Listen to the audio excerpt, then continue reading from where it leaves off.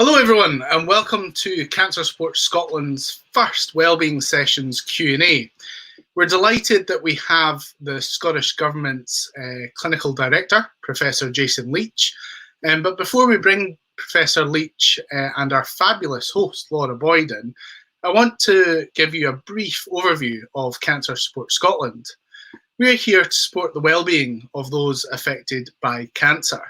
And in response to COVID-19, we've moved our face-to-face counselling services online and via telephone. We have developed a range of self-help and audio guides free on our website, and we have stress management workshops running on Zoom for those affected by cancer. This is all free, so do utilise these resources, and links will be displayed throughout this event. As well as this, the Scottish Cancer Coalition have produced an updated list of cancer charities in Scotland who are delivering services during COVID-19. And this list can be found on www.vhscotland.org.uk. And again, this will be displayed during the call. Before we meet Jason, I want to introduce our fabulous host for today's Q&A, our fantastic ambassador, Laura Boyd. Hi, Laura. Hello, how are you, Rob? I'm not too bad. How are you? I'm good, thank you. I am good. Thank you so much for having me. And it's lovely to meet Jason via the wonders of the internet that we're all loving at the moment. Nice to meet you, Jason. Thank you so much for taking the time to chat to us today. As someone living with cancer myself, I know just how much of a worrying time this is. Now, obviously, living during a global pandemic is scary for everyone, but when you've got something like cancer or an underlying health condition, there's an added element of fear.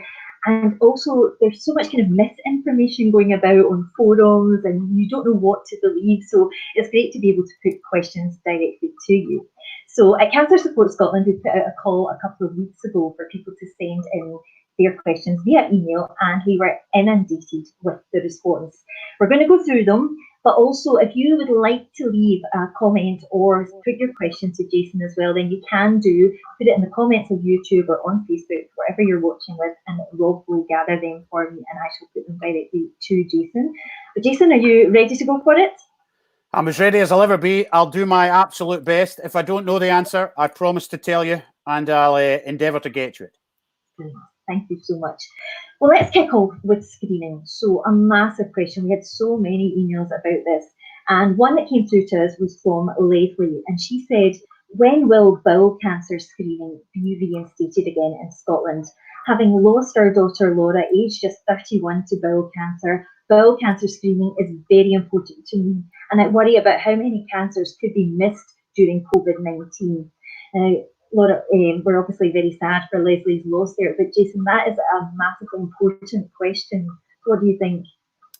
So it lets me start by saying how difficult every single one of these population decisions has been because of exactly that story. That story extrapolated up to 5 million people or 60 million people across the UK is exactly why we've found it so difficult to do what we're doing.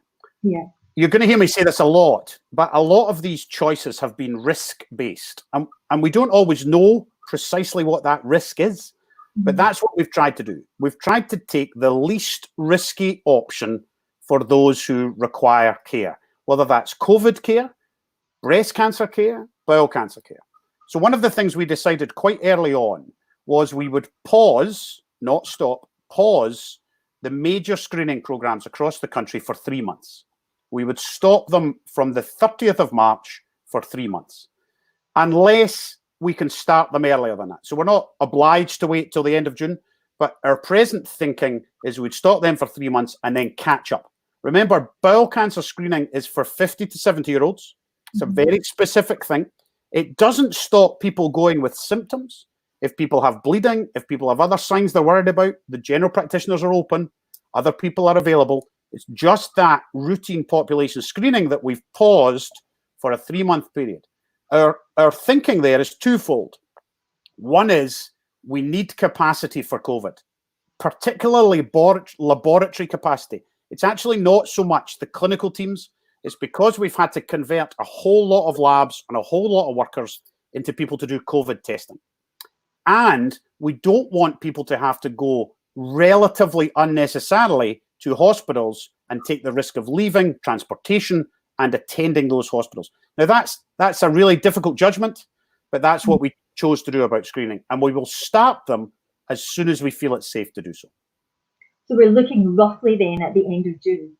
That's the present plan. So the present, when we postponed, we said, when we paused, we said 3 months from the 30th of March. And that would take us to the end of June, roughly. If COVID is controlled, if everybody does as they're told, and the curve continues to fall, and we start to restart the health service, other bits of the health service restart. Remember, it's not all closed, but some of it is closed. And we start to do some of that. I would expect screening to be fairly early on in that restart. It's going to come in before things that are more dramatic and harder to start, like big elective surgery and filling the hospitals with outpatients. So the screening programs, if the laboratories can cope, will be one of the things that we'll be able to start. And I want that screening to start as quickly as we can. We do that screening for good reason. Yeah, of course. Well, this one follows on from that, actually. So this is from Heather.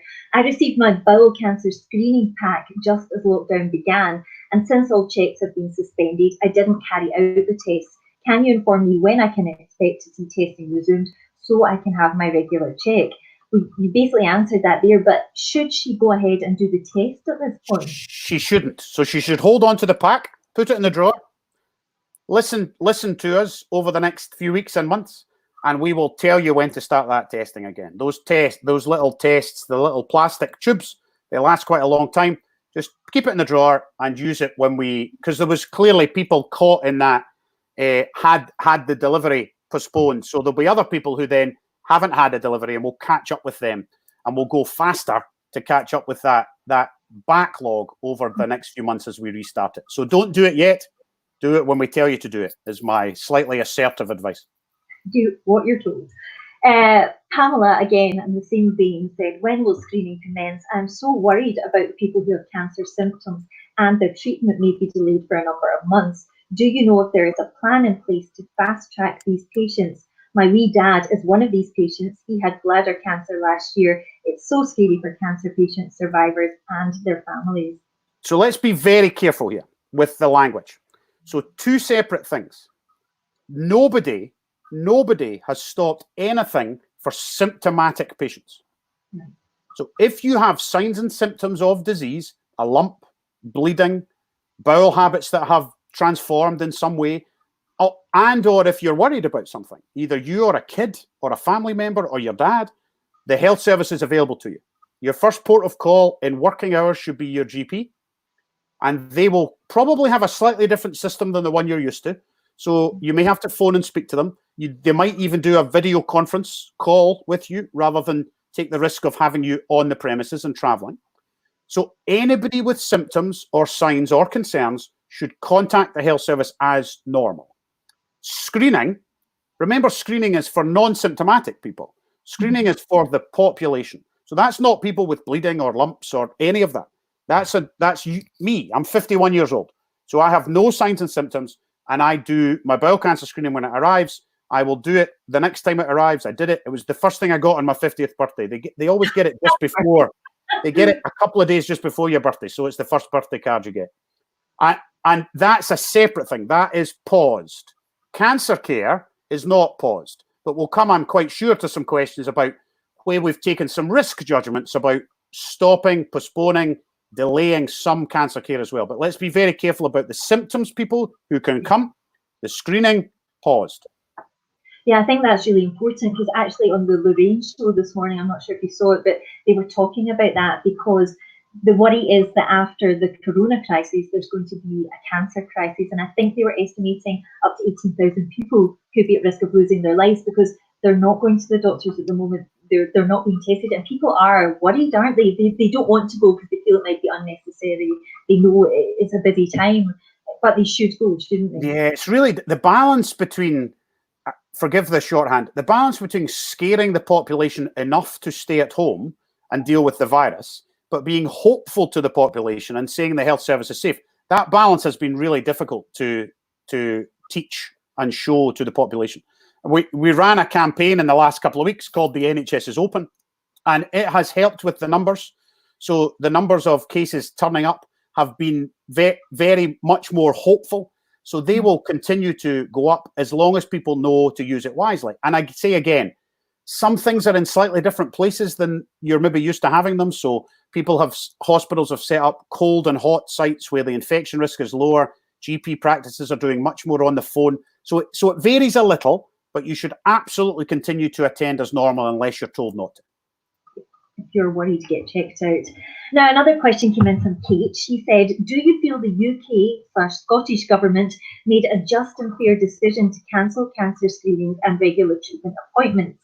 As a newly diagnosed patient with CML, that's chronic myeloid leukemia, my life depends on monthly blood tests to ensure my treatment is working okay. I've not had one since March and have no haematology appointment now until June, as this has been cancelled. As a 31-year-old female living with chronic cancer, I work full-time and contribute to the tax systems which funds our NHS, yet my life is not deemed as worthy of care at this time. How is this justified? So I'm really sorry that that's how she feels. Her life is as important as everybody else's life in the whole country, and her care is crucial. There are decisions made at a national level, and then there were some decisions made at local cancer network level about what was risky and what was not. And some of those decisions have meant things like that, like a delay to a test or a delay to an ongoing care. Some people have even had chemotherapy paused because the judgment of their clinical team was that the risk of the chemotherapy pausing was less than the risk of perhaps COVID. In other diseases and other phases, it's been switched, where the risk of the cancer, and therefore give the patient the chemotherapy, was worth it against the COVID risk. So that has to be based on individual clinical teams making those judgments. We have a national group, the Cancer Prioritization Group, at government level, led by a clinician, my senior clinical cancer advisor, and a set of individuals who help run cancer care around the country, who have made some national choices, like the screening one, like what will start and stop, and when they'll be asked about when we start things again. And then as that comes down to a local level, so if you get your care at the Beatson or the Western General in Edinburgh or in Grampian or wherever, some of those local decisions are made by individual care teams. And I would hope that that's been communicated in a compassionate way with that patient who described that. And they are reassured that the risk they are taking with a delay is worth it, because it is more safe than engaging with the health service just now. And I realise that's really, really difficult, particularly on an individual level when we're making population decisions. I have the same type of cancer, CML, and my face-to-face appointment was cancelled as well. And, I'm fine. I'm just getting on with that. I know my cancer's kind of under control, but I can understand where that worry comes from, because the communication around it hasn't been great. But that's why it's good to be able to. I think that's the key, and it may be that could be done virtually, and there could be a conversation that says that this is the risk we're doing this against. This is a risk you face. I think it's crucial that the clinical teams, maybe it's the advanced cancer nurses or somebody, engage around those. And if you remain worried, you should contact that care team, and you should ask to speak to them. And I'm certain they'll be delighted to put your mind at rest as much as they can. We are in uncertain times. This virus has crept up on us. It's only existed in the world for 4 months. We don't know enough about it, and that's why we've taken a slightly precautionary principle to it, to try and take it a little bit easier. And as we learn more, we'll be able to open up more services. I would say that they've always been very good at communicating in emails and things. So, that is something to maybe try and get some answers as well. Now, another one under the screening blanket from Karen. She says, I was treated for primary triple negative breast cancer in 2017.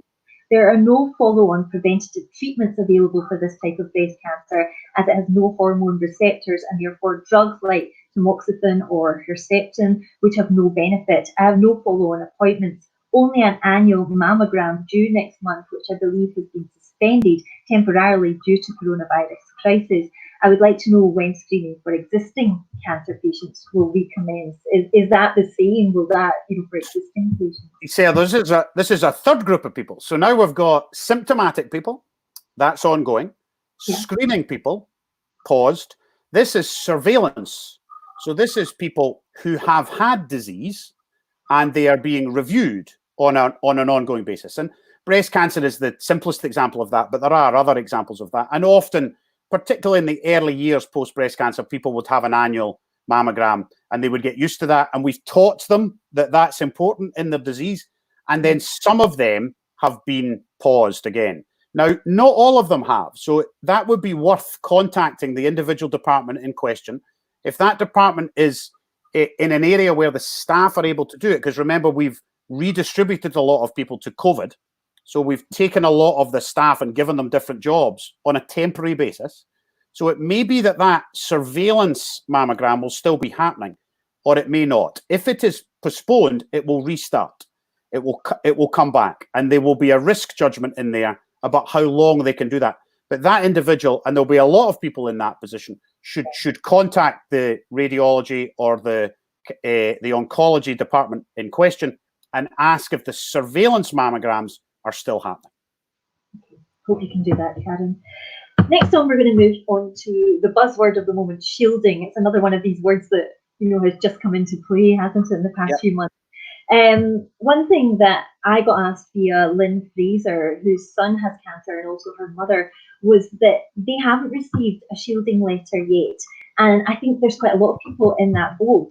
So I have chronic myeloid leukemia. I have a shielding letter. Blair has chronic myeloid leukemia, doesn't have a shielding letter. What do you do if you think you should have one and you haven't received one? Do you go to your GP or do you try and get in touch with your consultant?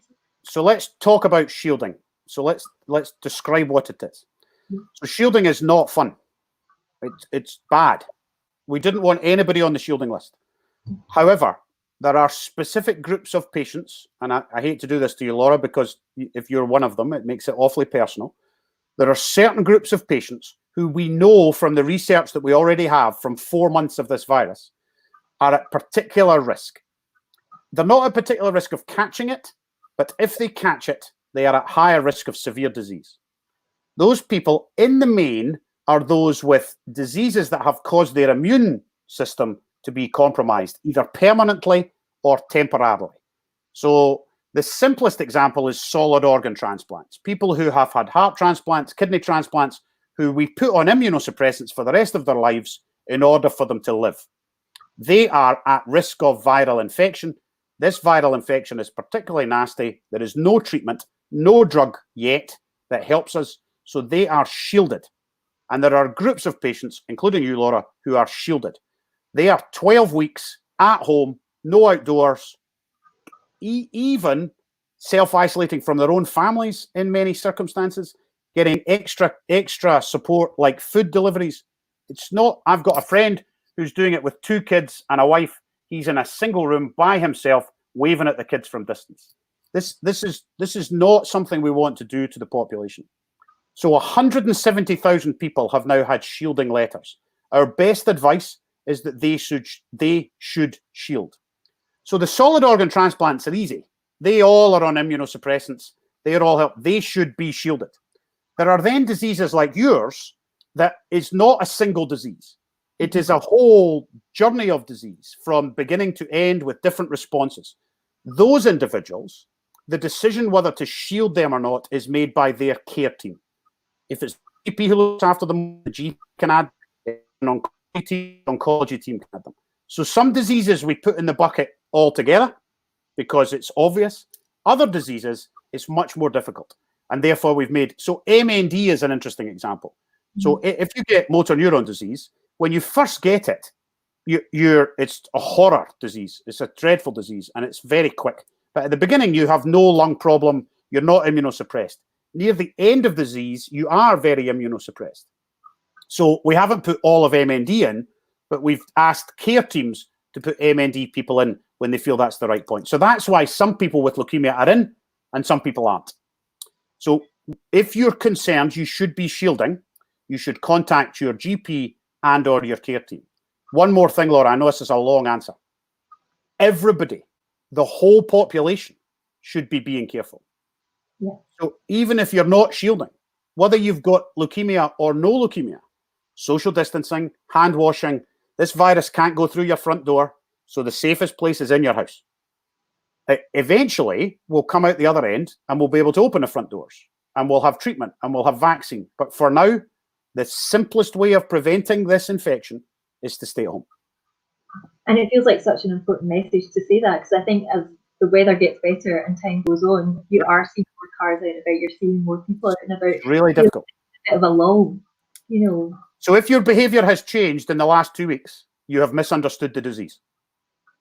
If your behaviour has changed in the last 2 weeks, you have misunderstood the disease, because it has not gone anywhere at all. Continue to stay in. So we had another question here from someone else called Laura, and she said, shielding is going to have to continue for longer than the 12 weeks. I don't think it's feasible for high-risk people not to be allowed to go for a walk at all if this is extended. What can be done to help this situation? I have children and I am a single parent undergoing chemo at the moment. If my children need to go back to school, how do I do this if I'm shielding? Yeah, it's so difficult. I mean, it's easy to write a shielding. Well, actually, it wasn't very easy to write the shielding letter, but you take my point. It's easy to write the shielding letter as if everybody lives in a detached mansion with a garden at the back and 4 bedrooms, and somebody will come in and cook the meals for the children. I mean, it's nonsense. People live in small, cramped accommodation with no outdoor space. Some people live with addiction. Some people live with violence. So we're cognizant of all of those elements. The public health advice has to come first. And then the translation of that into your family and your context, of course, have to be done by you, because you understand that best, whoever you are. We've tried to put in place support, and that support is outlined in the letter. There are numbers to call. There are people in the local authority and friends and neighbours and family around you. But even then, that sometimes isn't going to be enough. We do not know what's going to happen with shielding after the initial 12 weeks. Shielding began on the 26th of March, and we said 12 weeks. It would seem unlikely that that shielding is going to end in its entirety after 12 weeks, because we don't have much else about the virus, treatment, vaccine, or anything. And as we begin to release the countermeasures, which will start to happen over the next weeks and months, the shielded group will have to still be very, very careful.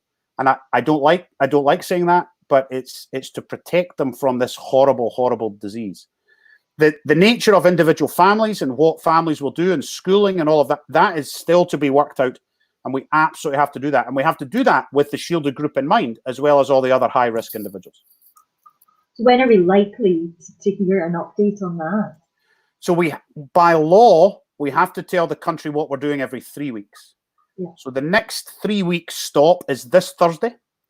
And today, the First Minister and I at the briefing at lunchtime talked about that probably not being the moment where we will have dramatic announcements. So the next 3 weeks will be the 28th of May. And it may be by then, if the curve stays low, if people have stayed at home, and it's the population who control that. It's not me. I can only control my own behavior and the advice I give to others. If that curve stays low and the 28th of May, there may be an opportunity to begin to think about what some of those countermeasures will look like.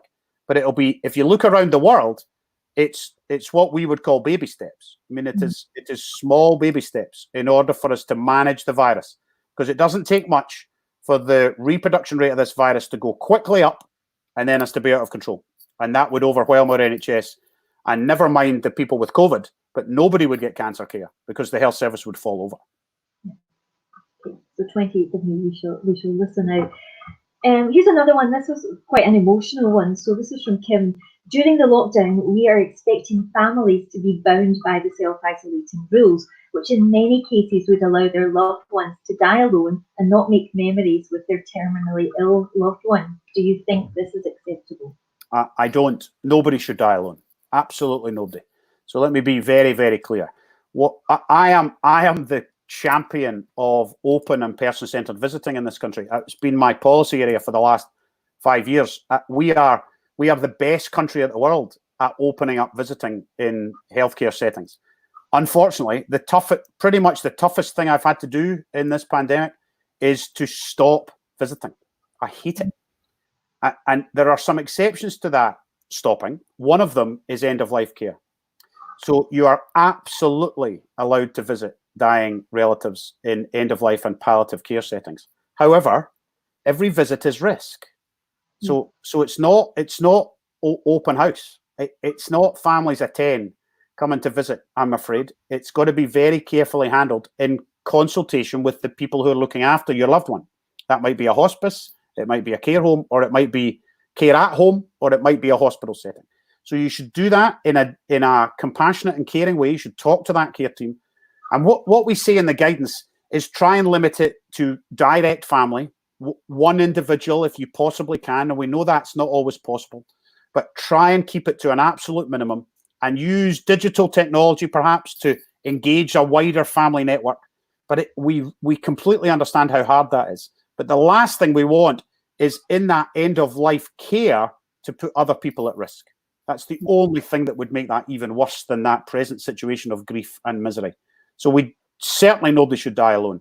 There are some wonderful examples of care teams and hospitals stepping up to care themselves, and little videos of, don't worry, these people are our family. We will look after them as if they were ours, etc., etc. But that doesn't replace the direct contact with a granny or a grandchild or a husband and wife. I completely understand that. But we have to do it in as least risky a way as we can. Such a difficult situation. Heather has asked, when a vaccine comes out, will those who are shielding be given first priority, including those with cancer? Yeah, so a vaccine is interesting. I wouldn't get overly excited. It's a little bit away. There are 200 vaccine trials across the world right now. The last time I saw a spreadsheet, only one of them is in phase 2 trials, and it will almost certainly fail. That's what happens to vaccines. It will fail. But one of those 200 may be the one, or it may be a combination of number 40 and number 56, and they come together from Korea and Edinburgh. Or something happens, and the science is moving at a pace I've never known the science to move. The obvious thing to do would be, with a safe vaccine, to vaccinate the vulnerable. That's what we do with flu. It's what we do with many vaccines. The slight caveat of that, remember, is we'd have to make sure it was tested in that population before we gave it. So I can't promise, because it may be it'll be tested in healthy individuals first, because there will be less risk in healthy individuals, those without disease. But our desire will be to protect that vulnerable group as fast as we possibly can. And a reliable and safe vaccine at population level will be the obvious way to do that. But we have to be very careful when we do that with the trials. And that's why the trials, although quick, are staged. So phase 1 is inside labs. Phase 2 is usually animals. And then we move from there. And the science all over the world is trying to get that vaccine is needed by 6 billion people, not just 5 million people. The whole world needs that vaccine. And private industry, public sector universities, others are working as hard as they can to get us there. And I think they probably will get us there. But it sounds straightforward science. It's very, very difficult science. Do you think it's something we're likely to see come into play this year, or can you predict a time scale? So I've heard everything from this September to next September, and some of the real pessimists say never. So coronavirus is notoriously. This isn't the only coronavirus. Remember, there's lots of coronaviruses. This is just this coronavirus. Coronaviruses are notoriously difficult to vaccinate against. This one doesn't appear to be changing, which, although horrible for people who are having the disease, is good news for a vaccine, because the vaccine can keep up with it. That the flu vaccine, if you recall, those of you who pay attention, the flu vaccine has to change every year. So because the flu virus changes every year. So we're always playing catch up with the flu virus. If this coronavirus stays as it is and doesn't mutate, which there's no sign of it doing yet at 4 months of age, then it may be that the scientists can catch up with a vaccine. The real optimists say the second half of the year. The real pessimists say never. So my instinct would be somewhere between those two extremes. I'm going to be optimistic. Let's hope for the end of the year. Something now, well-being is massively important and talked about at this time. Obviously, mental health, and with cancer, there is always that risk. It is such a disease that makes you feel extremely low, and as people are staying in, that we don't have the centres to access. The charities like Cancer Support Scotland are doing great things and having online, kind of offerings and things like that. But there's quite a lot of questions around this. So Kim was saying, how do you think we can support our loved ones who are fighting cancer during the COVID-19 lockdown? When the NHS has put so many restrictions on visiting, patients being allowed their own clothes, etc. in hospitals, would it have been more sensible to have a hospital for cancer patients only, which could have allowed open access for a family to visit? Yeah, it's an interesting idea, isn't it? It's a lovely thought. I wish I could have done it. The challenge with this virus is we don't always know who's got it. So having COVID-free units is unfortunately fiction just now. When the tests become much more reliable, and the test science moves all the time, when you get an instant test or a much quicker test, that may be possible even before a vaccine. So we might be able to test you very quickly to see if you have the virus or have had the virus in the past, and that might change things. For now, we have to try and do non-COVID care as safely as we can. And some of that might involve COVID-free COVID cases.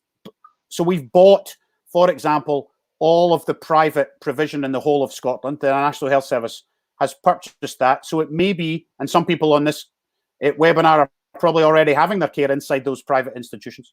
So we're using that for some cancer. We're using that for some urgent outpatient care. But it's very, very difficult. And she speaks well of the well-being of people. Electronics has been huge. I've seen people have iPads for the first time, FaceTime and Zoom and other mechanisms to talk to their families and friends. I think that's really important. And it's also where the third sector organisations come into their own. It's what the third sector, I think, does beautifully, from Macmillan to Cancer Support Scotland to Maggie's centres. I've seen the Children's Hospice Association in Scotland doing the first ever virtual hospice in the world. So a lot of the care for the children who are having shortened lives is now being done online.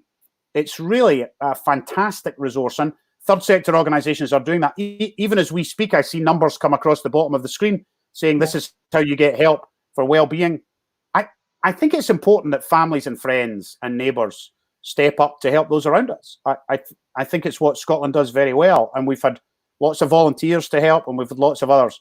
And we should, of course, look after ourselves, but I think we have to look out for one another as well. And the cancer support charities, I think, can help us with that.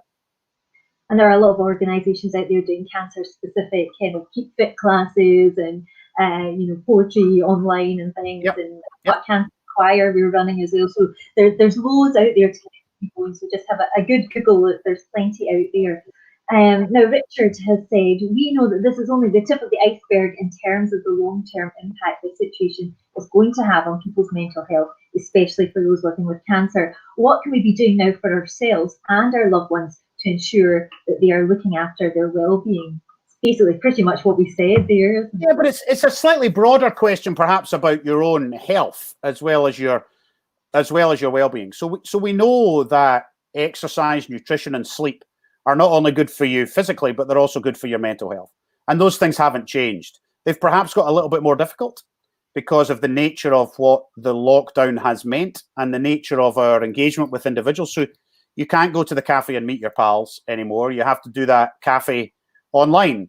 But I think sleep, nutrition, and exercise are absolutely crucial in whatever form they take, whether you're shielded, whether you're in the high-risk group, or whether you're like everybody else. So I am trying, even in the chaos of this job, I'm trying to exercise every day. I'm trying to eat as healthily as I can. And sometimes that's more difficult than others. And I am genuinely trying to sleep well, because I think sleep is the great public health crisis of our time, apart from this one, actually. So people can look after themselves and support one another in whatever that is. So I have to sometimes walk away from the Doritos and not have them every afternoon. But it's hard. It's hard in lockdown to only eat healthily. I completely understand that. But I think quite. There are lots of things. So we've got another email here from Peter, who was saying he was given a diagnosis in April for prostate cancer. He was advised they would be in touch in 12 weeks' time. However, no other support was given. Could you please provide some guidance as to where he can go for support? So I think there's two places for that. So if it's about the appointment, then the health service should either inform or be available on the phone to say, what do we think's happening with that? Now, he might not like that answer, because that answer might be, I'm really sorry, We've paused that. You're going to have to wait a little bit of time for your outpatient appointment, but at least that knowledge will help plan. And then the other place for that, I think, is what we said, our third sector organisations, the Cancer Coalition, the Cancer Support Scotland, all these organisations that exist. And there are specific prostate cancer organisations with resources, with peer support, with others that are available online with numbers to call. And perhaps this organisation that's doing this webinar would be able to help as a starting point. Yeah, I'm sure Cancer Support Scotland can put you in touch with a lot of people. Now, moving on, time is flying, but we've got the big topic of treatment. So an email from Dee said, it's been reported on the news that some surgeries and treatments have been happening and some have been suspended. Could you provide some understanding as to the process for understanding why this is happening, as it feels unclear?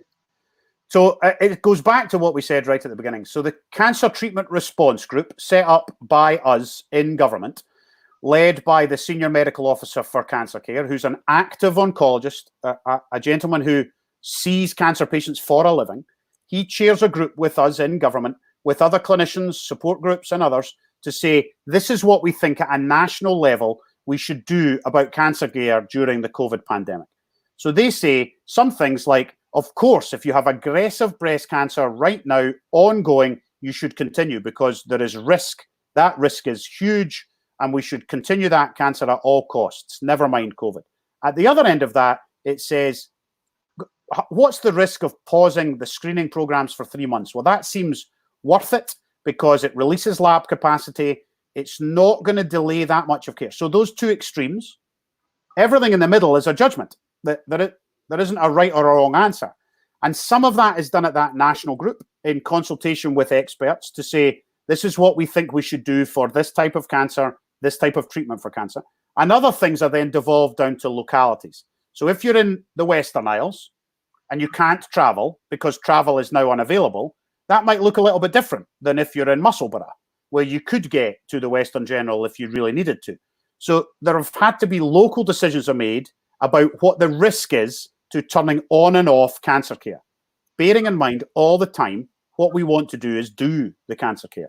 The clinicians, everybody else wants to get that cancer care up and running, and we will do it just as soon as it's safe enough to do it. I think you can see though where the real fear comes in, because it's hammered into us that, catch it early, get treatment early, yep. The more chances of survival. So slightly turning that on its head, there is obviously that fear comes in. And that's another email we had there was from someone called Kim saying, time is particularly of the essence for pancreatic cancer patients for diagnosis and treatment. Do you think it's acceptable that we're stopping routine hospital appointments and surgery for these type of patients? So I don't think we've stopped all pancreatic cancer care, and nor should we.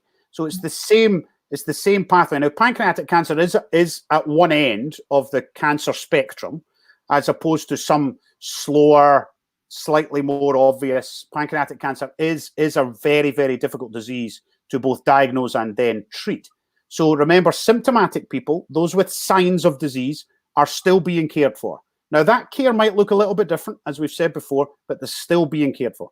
So there is no blanket decision to stop all pancreatic cancer care. That's definitely not what we're doing. However, there may be times, say, you may live in Sunborough in Shetland, and the decision with the care team, perhaps in a conversation like this one, is, you know what? I think it'd be better if we left you for a little bit longer, and we'll take that risk, because the risk of bringing you to Glasgow and putting you in a hotel to have that scan or to have that chemo or to have that procedure is going to put you at more risk than waiting 10, 12 weeks, because we know the state of your disease, whatever it is, if it's bowel cancer or breast, whatever it is, then we're going to make that choice together with you, and it shouldn't be done without your consultation. And that's where the risk conversations come in. And that's why some people feel as though John has got his cancer care and Mary hasn't, because John and Mary have different cancers, different care teams, different decisions are made around their care. And in the edges of that can get a little bit confusing. I completely understand that. So my basic advice is to contact the team that are in charge of your own care. And this is one again that will follow on from that, because it's something that I've heard spoken about, and it can be quite scary when you can see the headlines, but it's How is chemo being managed? Is the government still advising anyone who can to delay chemo? If a patient is undergoing chemo, are they being advised to isolate for the duration of the treatment, which could last 6 months, and is a difficult proposition, especially if they have children? So chemo again is a hugely variable thing. So we talk about chemo as though it's all the same. It is not. Some people have once a week, some people have once a day, some people have inpatient chemo, some people give their own chemo at home, some people go to the pharmacy for their chemo. So chemo is not something that cancer clinicians can talk about in one big round block, which takes us back to our initial conversation. Individual care is being paused or done according to the risk of that individual with whatever cancer that is. There is no blanket decision to stop chemo. The other part of that question is, are all chemo patients shielding? No, they're not. But quite a lot are, because chemotherapy that makes you immunosuppressed means you need shielded, because you are at risk, heavily at risk, if you catch this virus. So it depends on what stage you're at in your chemo. Technically, it's your white cell count. So how is your white cell count?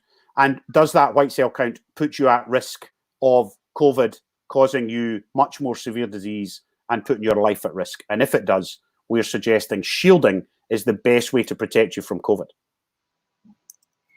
Another one now from Kathleen. She goes into great detail there, but basically she had I think it was her breast surgery postponed because it was too dangerous due to coronavirus. Understandably, she was very upset by this news, and as each day passes, she's becoming extremely worried about the situation. The media is now reporting that some breast cancer surgery is being carried out in coronavirus-free hubs in London. Might we see this happening in Scotland, and if so, how soon? Yeah, so we have breast cancer surgery happening. I mean, it hasn't all been stopped. And it's that same answer, I'm afraid. I know I'm sounding a little dull, that individual risk of individual care. So she should contact, if it's not been made clear to her what's happening with her individualized care, she should contact her oncology team to discuss that. And if that conversation hasn't been done in a compassionate and caring way, then it should have been. And some of that will be around, will be around individual risk. Some of it is hard to hear. So there's good research that says if you record a conversation between a family and a clinician, actually not everybody remembers everything that was said, because it's anxiety inducing. Everybody's scared both of COVID and of cancer, and there are family dynamics going on at the same time. So it's very important, if people don't understand what's to happen with their care, that they take time with their clinical team and ask again. It is okay to ask again. It's okay to take somebody with you, even in the video conference call or in the actual attending visit, to take somebody with you who can help you with that translation of what you've heard, because these conversations can often be technical, they can be hard, and you're anxious about your disease, and you're now in a situation where we've scared you about this new infection. So I think it's important that the individual care teams take responsibility for that compassionate conversation. And if you feel that hasn't happened, you should contact them. Yeah, it's a very Scottish thing, isn't it? We don't like to bother people. No, we don't like to bother folk. No, but if you don't feel it's right, it's very important to. And they would not. So I was a surgeon I was a dentist and then a surgeon for many years. And when I was a trainee surgeon in the Victoria, I treated loads of people with head and neck cancer. And the last thing I hated when they came back to outpatient clinics and told me they'd been worried for 6 weeks. Yeah. I said, well, why didn't you call me? What? Well, I didn't like to bother you. I said, well, why was it not clear? They said, well, we didn't know what was going to happen. I said, I told you what was going to happen the day you left hospital. Yeah, but we weren't really listening, and we didn't really. And then they waited 6 weeks until the review appointment to come back and tell me they'd been worried for 6 weeks. The last thing I wanted was for that family to worry. I'd much rather they were in touch with me and asked me what was going to happen with chemotherapy, or after the 6 weeks, what's the next stage? And it was relatively easy to correct and remove that anxiety. And care teams want to be able to do that. Okay. Quite a specific one now from somebody called Frankie. Was the decision to stop sentinel node biopsies an NHS national decision or NHS GGC decision? And was the treatment consequences to melanoma cancer patients taken into this decision? Yeah, so we talked about national, regional, and local decisions. That will be a regional decision for the networks based on the safety of the individuals, the care teams. So a sentinel node biopsy, starting conversation, I imagine would be done at a regional level, and that will restart at a regional level as well. But if that individual is particularly worried, then my same advice applies. Contact the care team, contact the outpatient clinic, and see what their plans are for that restarting. And the answer may be you're going to have to wait a little bit longer until we have permission to restart some of those clinics because we've got labs that are used or staff that are off doing something else in intensive care. But that should be one of the things that will start relatively quickly, I would hope. Now, onto the subject of testing. Claire says, from what I'm reading in the media, I'm not currently convinced that the current COVID testing is accurate. As and when lockdown is removed or social distancing is relaxed, I would feel nervous about being in certain environments. Can you provide reassurance that the tests being used for COVID-19 are now accurate? So partly I can. So the test that we are presently using changes all the time. Remember, we get new tests as technology moves on. The test that the UK is using just now is very reliable at positives. So if you get a positive, it has found the virus. So there are very, very few what we would call false positives. There are those some that it can't find the virus, particularly in people who are pre-symptomatic, who don't have enough virus for the test to find, or if the test is, because the test is basically a cotton bud down your throat and up your nose. If you've got dementia and you're in a care home, that's a very, very unpleasant thing to have to go through. It's distressing. So the test is not always able to find the virus. So therefore, we get some false negatives. So you can occasionally get a negative when you could still have the virus. And that's why social distancing, hand washing, separating, cohorting patients in care homes, no communal activities, no communal dining, all of those things still apply because we can't be certain with the present test that you haven't got the virus. But if the test is positive, it has found the virus. If the test is negative, then it's high 90s, but it's not absolutely guaranteed. It's pretty reliable for a test of this age with this science. And as the tests develop, we'll buy new tests. So every drug company in the world, every biomedical organization in the world is working on getting a better test, and we will be at the forefront of that when we can. Good to know. Now, Frankie says again, why was a senior oncology head and neck plastic surgeon off for 2 weeks untested, then returns to work for 1 day and then home to isolate again? The consequences of this decision were profound in terms of health and well-being of patients. Basically saying, why are clinical staff not receiving that fast-track testing?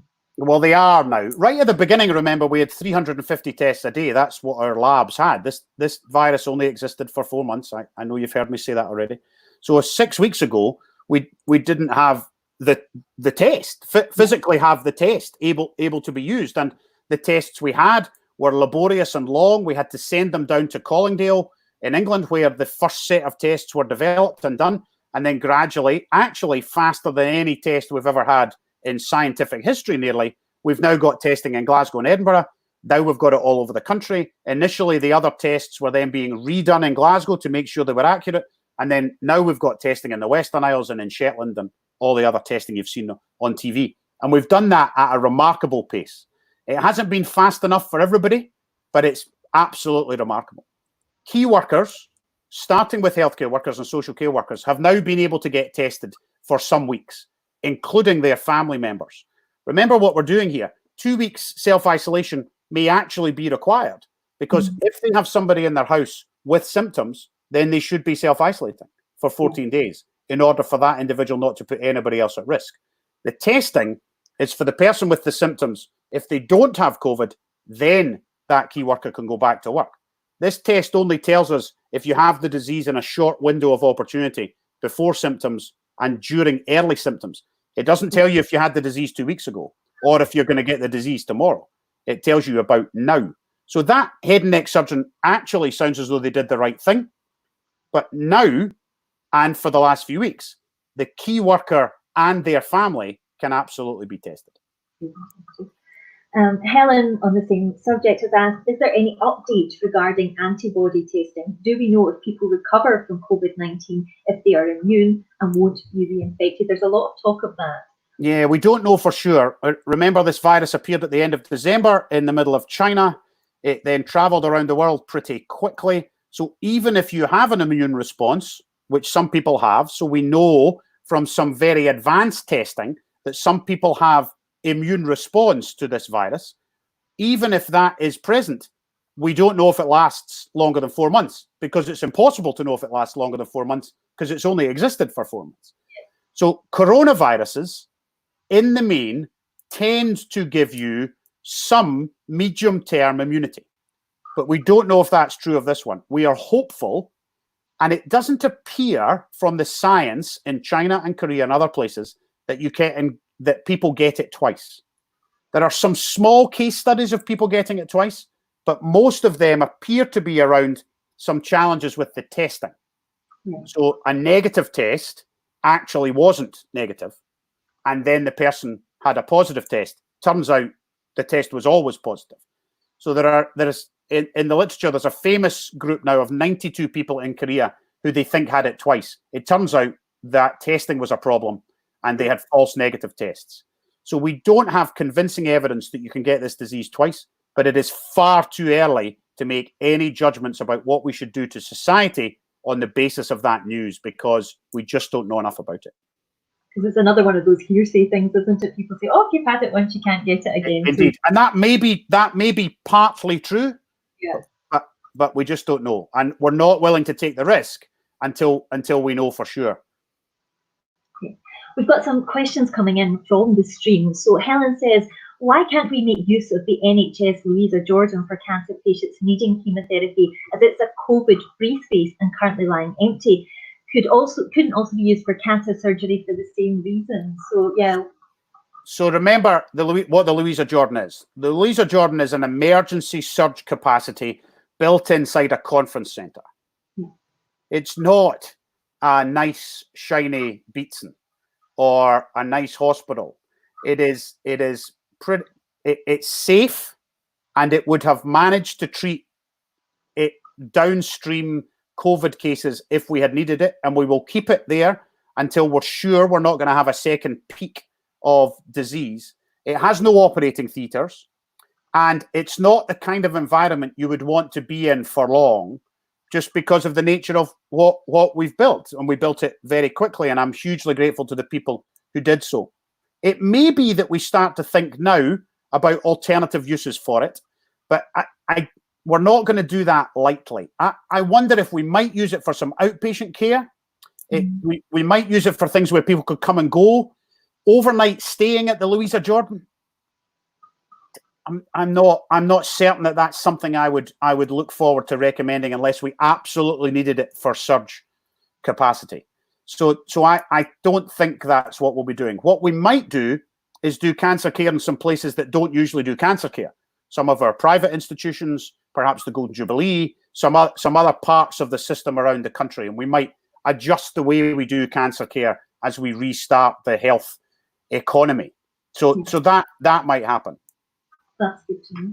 We've got Claire, who's chair of Scottish Cancer Coalition. She says, I am constantly hearing that cancer patients are anxious about changes to their treatment plans, sometimes at short notice. What would your key message to be to anyone who's affected by these changes? I think my key message is that changes to treatment plans shouldn't be done in isolation of the patient and family. If that were a family member of mine or me, I would want to be involved in that decision.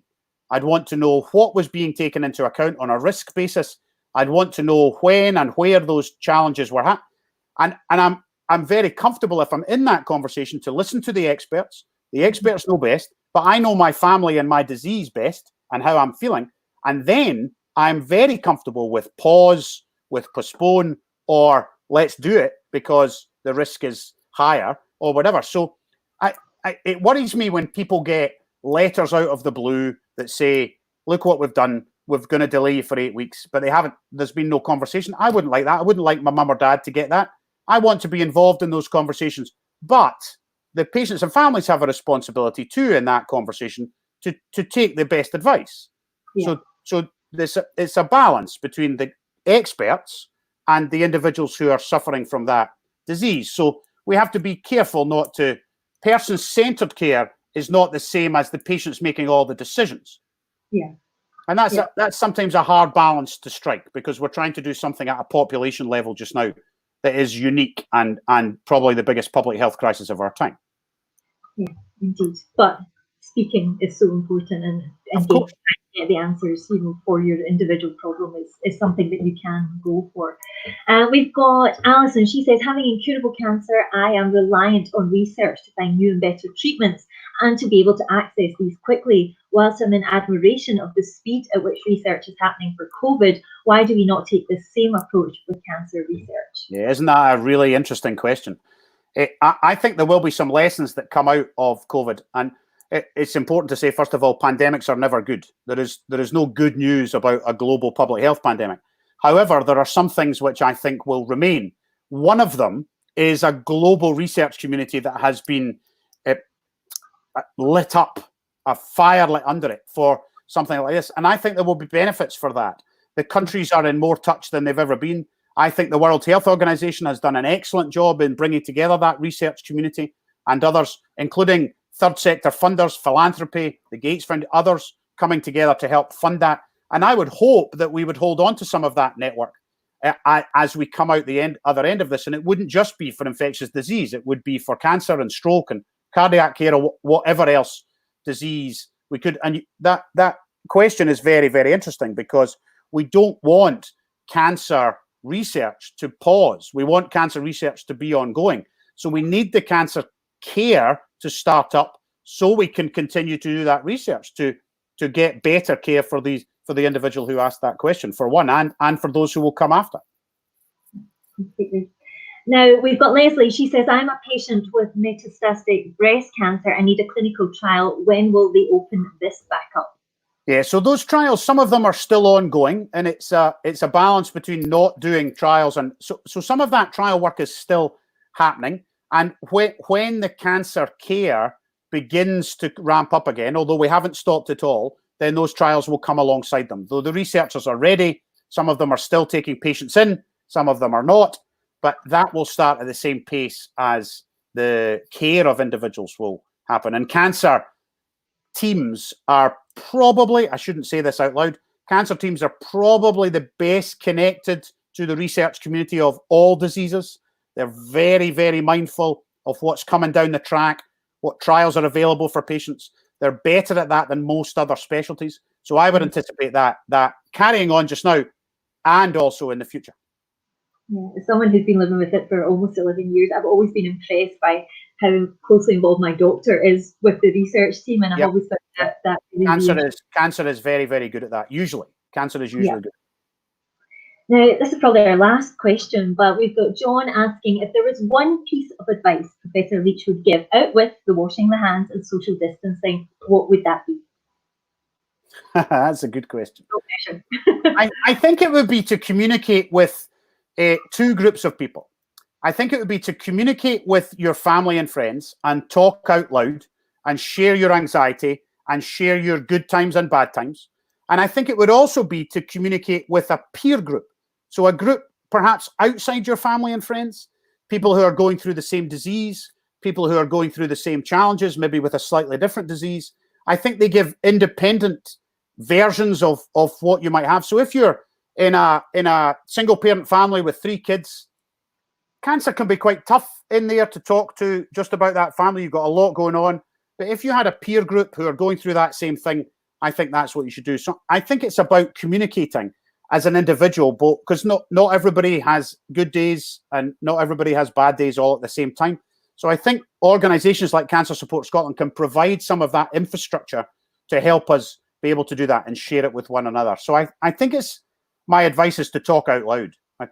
I think it's not something I find difficult, but others perhaps do. Well, Jason, you've been great at talking out loud with us and answering all those questions. I'm sure that's been a big help to everyone. Thank you so much for taking that time. You're very welcome. And if individuals, the only other thing that struck me, if individuals have specific challenges that they're finding really difficult to get information about, then I'd be delighted to get them, and I'll pass them on to teams to help with. Thank you. Okay. Well, that's, believe it or not, the hour finished with. I just want to say a massive thank you, Jason. I know you are exceptionally busy with the national crisis, so on behalf of everyone, thank you very much for your time, and it's been interesting seeing the comments come through. And there we are, a politician being called excellent advice, honest, clear, and upfront. So there you go. You can take that badge and wear it with pride. I may frame it, Rob.